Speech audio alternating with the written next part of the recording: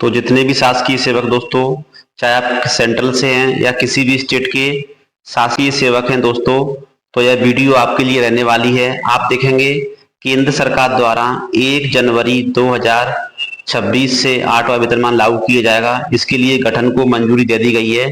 यानी जो आपका 8वां वेतन आयोग हुआ वह 3 सदस्यीय आयोग होगा। इसमें 1 अध्यक्ष और 2 सदस्यों की नियुक्ति की जाएगी। दोस्तों इसमें जो कमेटी है वो आर्थिक विश्लेषण करेगी। उसके आधार पर आपका जो फिटमेंट फैक्टर है 8th पे कमीशन में मिनिमम कितना रहेगा, इसको लेकर हम डिस्कशन करने वाले हैं। वहीं हम बात करें जो मिनिमम बेसिक है वो 8th पे कमीशन में कितना रहने वाला है। जहां तक है जो 7th पे कमीशन जब लागू हुआ था तो आपका फिटमेंट फैक्टर 2.57 था। वहीं हम बात करें उस समय जब 7th पे कमीशन लागू किया गया था तो आपका महंगाई भत्ता भी 125% था।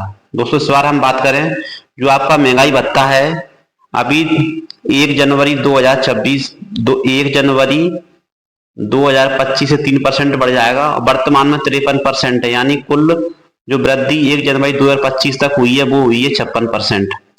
हम 1 जुलाई का भी 4% ऐड कर लेते हैं और 1 जनवरी 2026 का भी ऐड कर लेते हैं, यानी टोटल कुल वृद्धि जो हुई है 10 साल में आप देखेंगे मैक्सिमम जो वृद्धि आपको देखने को मिलेगी 1 जनवरी 2016 से। तो दोस्तों ये होगी 10 साल के अंदर 64% कुल वृद्धि आपको महंगाई भत्ते में देखने को मिलेगी। तो दोस्तों ये तो कन्फर्म है कि महंगाई भत्ता जो इस बार बढ़ा है वो पिछली बार की तुलना में कम है। पिछली बार 125% था, इस बार आपका 64% है।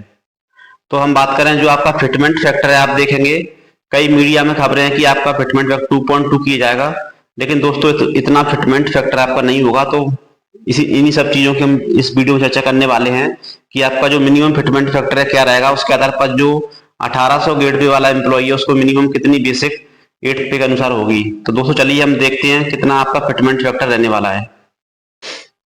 तो दोस्तों आप देखेंगे जो फिटमेंट फैक्टर है कई मीडिया में दोस्तों आपको 2.2 2.5, लेकिन दोस्तों मैं बताऊं सबसे कम फिटमेंट फैक्टर आपका जो रहेगा 1.92 तो रहेगा ही रहेगा।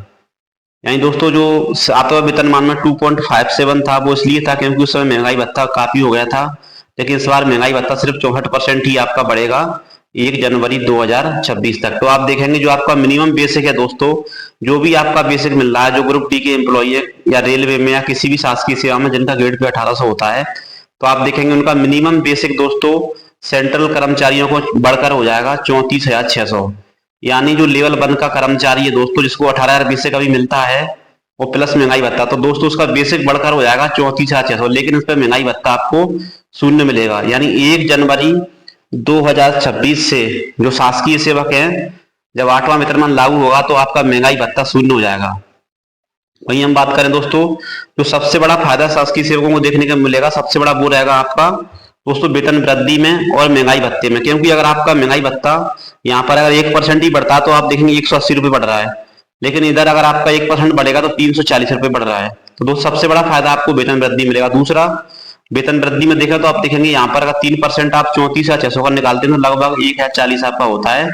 तो 1,040 रुपये आपका एक वर्ष में वेतन वृद्धि बढ़ेगा। लेकिन भाई हम बात करें पुराने नियम में आप देखेंगे तो सिर्फ 500 रुपये आपके वेतन वृद्धि हो रही है। तो दोस्तों जो शासकीय सेवक हैं उनका बेसिक अच्छा हो जाएगा। दूसरा जब भी उनका महंगाई भत्ता बढ़ेगा तो उनका वेतन बहुत जल्दी दोस्तों ग्रो करेगा। आप देख सकते हैं न्यू पे मैट्रिक्स मैंने बनाया है 8th पे के अनुसार जो 1.92 फिटमेंट फैक्टर है उसके अनुसार दोस्तों कम से कम इतना फिटमेंट फैक्टर आपको देखने को मिलेगा। तो चलिए दोस्तों हम जानते हैं जो लेवल 1 का एम्प्लॉई है उसकी इन हैंड सैलरी कितनी होगी। आप देखेंगे जो भी शासकीय सेवक होते हैं दोस्तों उनका 10% एनपीएस कंट्रीब्यूशन में जाता है, यानी 10% आपका कटता है, 14% इसमें गवर्नमेंट शेयर करती है। टोटल 24% आपके एनपीएस अकाउंट में पर मंथ जमा होता है। दोस्तों जब आप इस 34,60 को आपके इसमें से माइनस करेंगे तो 31,140 आपको इन हैंड प्राप्त होंगे। और दोस्तों जो भी आपका अन्य भत्ते जो आपको मिलते हैं दोस्तों वो प्लस आपको नियम अनुसार दिए जाएंगे। तो जो भी शासकीय सेवक हैं दोस्तों लगभग उनके वेतन में 4,000 से 5,000 की वृद्धि आपको देखने को मिलेगी 8th पे कमीशन लागू होने के बाद। और सबसे बड़ा फायदा जो आपको होने वाला दोस्तों वो होगा आपका बेसिक बढ़ जाएगा। तो दोस्तों जो भी शासकीय सेवक दोस्तों इस चैनल पर पहली बार हैं चैनल को सब्सक्राइब जरूर करें। अगर दोस्तों वीडियो अच्छी लगी हो तो वीडियो को लाइक करें।